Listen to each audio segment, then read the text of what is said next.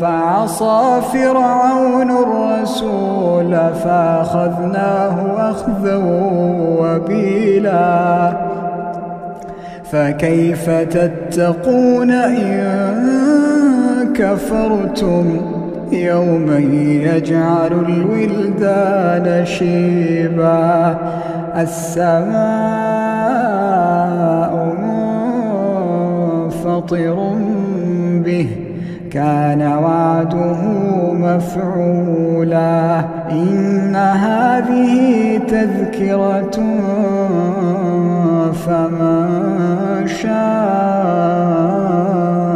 اتخذ إلى ربه سبيلا